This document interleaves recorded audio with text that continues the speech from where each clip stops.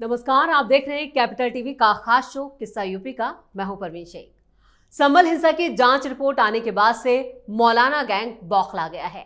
जब सीएम योगी ने कहा कि डेमोग्राफी बदलने की कोशिश करने वालों को खुद पलायन करना होगा, उसके बाद से समाजवादी पार्टी के नेताओं के बयान पर बयान सामने आ रहे हैं। इसी कड़ी में सपा नेता डॉक्टर एसटी हसन ने कहा कि हम तो यही कहेंगे कि इसकी तस्दीक की जाए, इसे जनसंख्या से कंपेयर किया जाए, उसके बाद देखा जाए कि यह जांच रिपोर्ट सही है भी या नहीं। और इससे पहले सपा मुखिया अखिलेश यादव भी रिपोर्ट को झूठा बता चुके हैं। उनका यह कहना है कि पलायन के पीछे बीजेपी सरकार की नीतियां और फैसलों का असर है। और इस पर चर्चा के लिए स्टूडियो मौजूद हैं कैपिटल टीवी के executive editor Rajiv Kumar. Sir, आपका बहुत बहुत स्वागत है। धन्यवाद।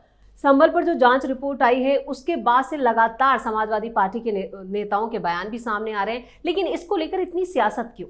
देखिए, सियासत तो होनी ही है, क्योंकि उत्तर प्रदेश में अगर अलग अलग क्षेत्रों में कन्वर्जन रैकेट चल रहा है जिसका भांडाफोड़ हो रहा है जी, जानकारी मिल रही है, छापे पड़ रहे हैं, गिरफ्तारियां हो रही है, और उस समय एक रिपोर्ट आता है जिसमें कहा जाता है कि ये डेमोग्राफी चेंज एक दिन में नहीं हुआ, लेकिन 3-4 दशकों में लगातार मुसलमानों के पॉपुलेशन बढ़े हैं, जिसके पीछे के कारण कई हैं।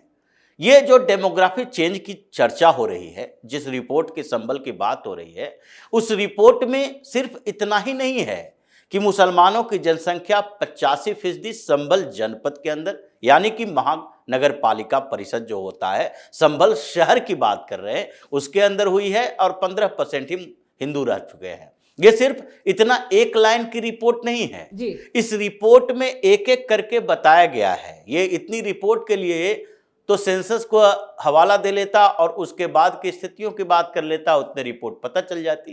पहले भी जो पिछले जनगणना हुई थी उसमें भी संभल टाउन के लिए जो कहा गया, ये 72-74% आंकड़े आए थे मुसलमानों के लिए, लेकिन उसमें ये जो स्टडी की गई है, सर्वे किया गया है और जांच के बाद बताया गया कि कैसे धीरे धीरे बढ़ा है और बढ़ने में भूमिका क्या क्या रही है। भूमिका ग्रोथ रेट की सिर्फ नहीं रही। ये जो एसटी हसन बोल रहा है कि दोनों के जनसंख्या का कंपैरिजन कर लिया जाए, कंपैरिजन तो हो चुका है, लेकिन ये केवल इसलिए नहीं है कि ग्रोथ रेट मुसलमानों का ज्यादा रहा है, हिंदुओं का कम रहा है। हिंदू कम बच्चे पैदा करते रहे, मुसलमान ज्यादा बच्चे पैदा कर रहे। ये इसलिए ग्रोथ रेट का मसला सिर्फ नहीं है, इसमें एक दूसरा मसला है लव जिहाद का, उसमें तीसरा मसला है कन्वर्जन रैकेट का, और चौथा है पलायन का। तो ये सारे कारण एक साथ जोड़े जा रहे हैं कि लव जिहाद हुआ है, इसमें कोई दो राय है। क्या उत्तर प्रदेश में ये रैकेट नहीं चल रहा? अगर कोई लड़का, अभी खबर आई कि प्रेम सिंह नाम बताया और उसका नाम क्या था, आलम, वो आलम प्रेम सिंह बनकर एक लड़की को झांसे में लिया, शादी ही करने वाला था, उससे पहले वो पकड़ा गया, क्योंकि लड़की को मालूम हो गया किसी तरह से कि ये प्रेम सिंह नहीं बल्कि आलम है। उसी तरीके से अभी 4 दिन पहले की घटना है बरेली की, 4 मौलाना गिरफ्तार हुआ है, सलमान, फहीम, रहमान, ये 4 मौलाना गिरफ्तार हुआ। क्यों?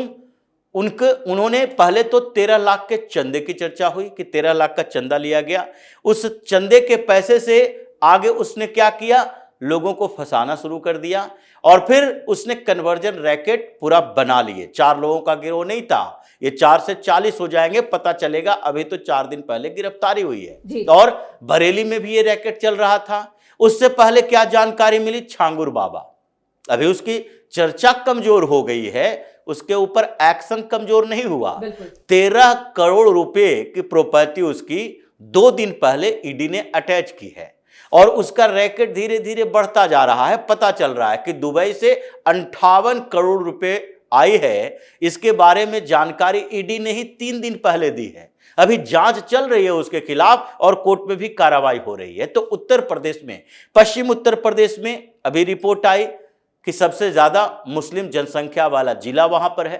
कुछ ऐसे जिले हैं जहां पर 50% से ज्यादा जनसंख्या है, मुरादाबाद में, रामपुर में, ये जो आजम खान का रामपुर है जी, इन जगहों पर 50% से ज्यादा जनसंख्या है। 40% से ज्यादा जनसंख्या वाले ये मुजफ्फरनगर है, शामली है, बरेली है। ये सारे जगह पर 40% से ज्यादा, कहीं 42, कहीं 43, कहीं 45% जनसंख्या है। तो ये जनसंख्या ऐसा था क्या कि जब बंटवारा हुआ, भारत के टुकड़े किए गए, पाकिस्तान बना, और उस समय ये जिले जो मुस्लिम पहले भी यहां रहते थे, जिसमें बहुत ही कम पाकिस्तान जा पाए, क्योंकि उत्तर प्रदेश या बिहार के लोगों के लिए पाकिस्तान में जगह थी नहीं। वहां पर या तो पंजाब डोमिनेटेड चल रहा था पॉलिटिक्स, या फिर सिंध, बलूचिस्तान, खैबर पख्तूनख्वा, उन जगहों पर ये एडजस्ट नहीं कर पाते, क्योंकि उनकी बोली, भाषा, खान पाना, रहन सहन, संस्कृति सब कुछ अलग था। वहां बिहार और उत्तर प्रदेश के मुसलमान जाकर अगर आज सिंध में रहते, उनको सिंधी समझ में नहीं आती। बलूचिस्तान में रहते, ये बलोच नहीं थे, न भाषा समझ में आती, न वहां का खाना पीना, न रहन सहन का तरीका, इनका तरीका अलग था। पंजाब में बंटवारा हुआ, पंजाब के मुसलमान उधर थे जो इधर आए, इधर से उधर गए हिंदू मुसलमान, और सिख की जनसंख्या का ट्रांसफर हुआ। लेकिन ये स्थिति उत्तर प्रदेश में नहीं थी। लेकिन उस समय के बाद जब ये धीरे धीरे ये लगने लगा, भारत डेमोक्रेटिक कंट्री है, सेकुलरिज्म का यहाँ पर संविधान के अंदर एक विचारधारा रखी गई है, मतलब वैचारिक तौर पर उस समय था, संविधान में लिखित तौर पर नहीं था कि हम सेकुलर स्टेट होंगे। ये लिखित तौर पर तो इंदिरा गांधी के समय में संविधान संशोधन करके लाया गया, प्रियम्बल में इसको जगह दी गई, समाजवाद और सेकुलरिज्म को। लेकिन उस समय से अब तक जो इन जगहों पर जनसंख्या का अनुपात था हिंदू और मुसलमानों के बीच, वो धीरे धीरे नहीं, बड़े तेजी से बढ़े। और उसके पीछे का एजेंडा इन लोगों ने बताया भी कई जगह पर। ये समाजवादी पार्टी का एसटी हसन बोल रहा है ना, ये उससे पहले शौकत जो उसका विधायक है समाजवादी पार्टी का, इसने क्या बोला था? इसने बोला था कि उत्तर प्रदेश में डेमोग्राफिक चेंज ऐसे हो रहा है जो अगले 30 सालों में उत्तर प्रदेश का मुख्यमंत्री कोई मुसलमान होगा जी। ये समाजवादी पार्टी का विधायक बोल रहा था, मुस्लिम विधायक। उसको कैसे पता कि डेमोग्राफिक चेंज ऐसे हो रहा है कि आगे चल के अगर 403 विधानसभा सीटें हैं तो उसमें से 200 विधानसभा सीटों में मुसलमान तय करेगा कि कौन जीतेगा कौन हारेगा। अगर 200 विधानसभा सीटों में डेमोग्राफी इस तरह से बदल गई तो हिंदुस्तान में डेमोक्रेटिक सिस्टम है, तो वहां पर तो मुसलमान जीत कर आएगा, इनके पास बार्गेनिंग पावर बढ़ जाएगी, तो फिर ये चीफ मिनिस्टर क्यों न बने।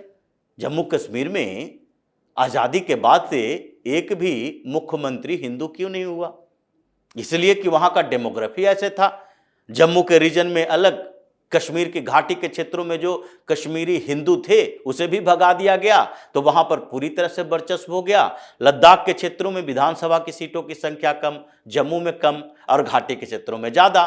तो कभी भी ये समानता नहीं दिखेगी, बैलेंस होता ही नहीं। और घाटी के क्षेत्रों में ये पॉलिटिकल पार्टियां जितनी थी सब मुस्लिम डोमिनेटेड है, ये चाहे शेख अब्दुल्ला का परिवार हो या अभी पीडीपी हो या सजाद लोन का हो, ये सारे वही पार्टियां हैं, तो यही मुख्यमंत्री बनाते हैं। तो उत्तर प्रदेश में यही चल रहा था कि धीरे धीरे ये डेमोग्राफी चेंज करो, और संभल की रिपोर्ट में ये बात कही गई है। लेकिन राजीव सर, जो संभल पर जांच रिपोर्ट आई है, क्या अब ये सीएम योगी जिस तरह का बयान दे रहे हैं उससे ये समझा जाए कि दूसरे कई मुस्लिम जो जिले हैं वहां पर भी इस तरह की कोई जांच सामने आ सकती है? देखिए, सिर्फ जांच से नहीं होगा। उत्तर प्रदेश में योगी की सरकार है और योगी ने यह कहा है कि हम इसको इस्लामिक स्टेट नहीं बनने देंगे, ये इस्लामिक राज्य नहीं बनने देंगे इसको, क्योंकि ये जो मुस्लिम जनसंख्या बढ़ी और वहां पर इन लोगों ने ऐसे किलेबंदी कर ली कि वहां पर दूसरे लोगों के एंट्री बैन हो गई। और उन जगहों पर जब केवल मुस्लिम हैं तो वहां पर फिर आतंकी गतिविधियां बढ़ने लगी। जैसे संभल की रिपोर्ट में साफ कहा गया है कि जैश के लोग भी वहां हैं, वहां मुस्लिम युवाओं को टारगेट किया जाता है और वहां माइंड वाश करने के लिए ये मौलानाओं की तकरीर चलती है। जैसे बरेली की घटना जो बता रहे हैं उसमें ये जाकिर नायक की तकरीरें सुनी जाती थी और वहां पर एक मुस्लिम शिक्षक का खतना, मुस्लिम शिक्षक बनाया जाना था, मतलब एक टीचर को कन्वर्ट करना था, उसका खतना करवाया जाना था, उसी से भांडाफोड़ हो गया। और वहां पर तकरीरें चलती थी, जाकिर नायक की तकरीर चल रही है, वो एक ऐसा व्यक्ति है सामने वाले के ऊपर जादू करने की कोशिश करेगा और फिर चमत्कारिक बातें करेगा और फिर उसके दिमाग में ऐसा जहर घोलेगा और दूसरे तरफ से पैकेट से पैसा देगा, जिसके कारण वो फिर मुसलमान बनने को मजबूर हो जाता है। तो ये लव जिहाद का मामला, कन्वर्जन का रैकेट, पैसे का खेल और मदरसों में चल रहे ये जिहादी संगठनों के एक्टिविटी, ये सारे के ऊपर दबाव की बात है। रिपोर्ट में जो सामने आई है वो जनसंख्या के इनबैलेंस की बात सिर्फ नहीं है, उस इनबैलेंस का प्रभाव क्या पड़ेगा। जहां मुसलमान इकट्ठा हो जाते हैं एक ही जगह पर, चारों तरफ से घेराबंदी कर लेते हैं, तो वहां दूसरे लोगों की एंट्री बैन हो जाती है और फिर एक असंतुलन ऐसा पैदा होता है जिसमें इस्लामिक एजेंडा के नाम पर जिहादी एजेंडा चलना शुरू हो जाता है। कश्मीर में भी यही है। घाटी के क्षेत्रों में जहां पहले हिंदू और मुसलमान दोनों रहते थे, तो उन बस्तियों में अगर कोई पाकिस्तान प्रायोजित आतंकवादी आएगा, वहां किसी के घर पे रहेगा, तो एक दिन दो दिन के अंदर आसपास के लोगों में किसी न किसी को शक होगा कि ये नया आदमी कौन है, और वो सूचना दे सकता है। अभी शक भी क्या होगा जब सब लोग एक दूसरे से मिले हुए हैं, वो जानता है, तो इसलिए वो इंफॉर्मेशन ही नहीं मिल पाती है और पनाहगाह बन गया।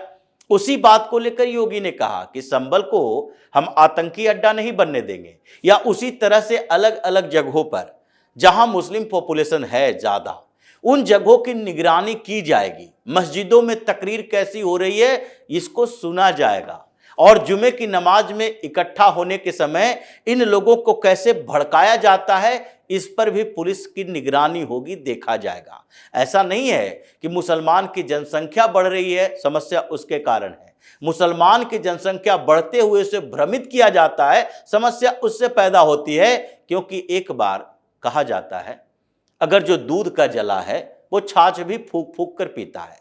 हम हिंदुस्तान के लोगों ने एक बार वो दंश को झेला है कि 1947 में बंटवारा हुआ, देश का बंटवारा, और देश का बंटवारा अगर हुआ तो डिस्क्रिमिनेशन के नाम पर होता, कोई बात नहीं है, अलगाववादी प्रवृत्तियां रहती है, लेकिन ये धर्म और मजहब के नाम पर हुआ, और वही मजहबी उन्माद फिर से पैदा होगा तो सरकार को तो एक्शन लेना पड़ेगा। इसलिए जो इन 4 दिनों के अंदर रिपोर्ट आई, एक्शन हो रहे हैं, जिलों की लिस्ट तैयार हो रही है, पता किया जा रहा है कि और दूसरे डिस्ट्रिक्ट जहां जो हमने बोला कि 40%, 50%, 35%, 38% जनसंख्या वाला क्षेत्र है, उन क्षेत्रों पर निगरानी की जा रही है, और आगे ऐसी संभावनाओं को कम किया जाए, ये कन्वर्जन रैकेट को पकड़ा जाए, छांगूर जैसे लोगों के पूरे रैकेट को जेल में डाला जाए, और अभी जो बरेली में हुआ है ऐसे लोगों को कैसे दबोचा जाए, इसकी प्लानिंग चल रही है। इसलिए योगी ने 2 दिनों में कई मीटिंग ली प्रशासनिक अधिकारियों के साथ, पुलिस अधिकारियों के साथ, और हो सकता है कि अगले कुछ समय में ये मस्जिदों के इर्द गिर्द भी CCTV कैमरे लगे, और इनके तकरीर सबसे महत्वपूर्ण चीज होता है, ये नमाज अदा करके बाहर नहीं निकलते, वहां पर मौलाना ये धर्म मजहब के बारे में शिक्षा देता है, और मजहब की शिक्षा में ये इस तरह से घुमाता है कि ये लोग ये भूल जाते हैं कि मुसलमान हैं लेकिन भारतीय भी हैं। इनसे भारतीयता छीन ली जाती है और मजहब को राष्ट्र के ऊपर कर दिया जाता है। तो फिर जब मजहब राष्ट्र के ऊपर होगा तो राष्ट्र विरोधी एक्टिविटी भी मजहब के नाम पर की जाएगी। इसलिए राष्ट्र जब शब्द आता है तो उसे हर चीजों से ऊपर रखा जाता है, ताकि राष्ट्र के नाम पर चाहे धर्म हो, राजनीति हो, मजहब हो, जाति हो, किसी भी स्थिति में हम राष्ट्र से ऊपर इन मुद्दों को नहीं रख सकते हैं, और तभी राष्ट्र सुरक्षित रहता है। तो जो स्थितियां अभी यूपी में रही है उसमें योगी आदित्यनाथ तो एक्टिव हैं ही, इनके सारे मंत्री भी एक्टिव हैं और प्रशासन भी एक्टिव है कि आगे उत्तर प्रदेश में इस डेमोग्राफिक चेंज के खिलाफ कैसे मुहिम चलाई जाए, और उसमें ST हसन और बरेली जैसे लोग, जितने लोग हैं, ये सारे के सारे परेशान होंगे और बाद में इनके खिलाफ भी कार्रवाई होगी। तमाम जानकारी के लिए और सटीक विश्लेषण के लिए आपका बहुत बहुत धन्यवाद। धन्यवाद। संभल जांच रिपोर्ट ने एक बार फिर विपक्ष की सियासत पर सवालिया निशान लगा दिया है। वहीं यूपी में योगी के ऐलान के बाद से साफ हो गया है कि डेमोग्राफी बदलने वाले सरकार के निशाने पर हैं, जिसके लिए योगी बड़े फैसले लेने जा रहे हैं, और इससे समाजवादी पार्टी के साथ साथ कई मुल्ला मौलवियों की धड़कनें भी बढ़ी हुई हैं। इस खास शो में इतना ही। वीडियो कैसा लगा कमेंट करके अपनी राय जरूर दें। वीडियो को लाइक करें, शेयर करें और कैपिटल टीवी को सब्सक्राइब जरूर करें। धन्यवाद।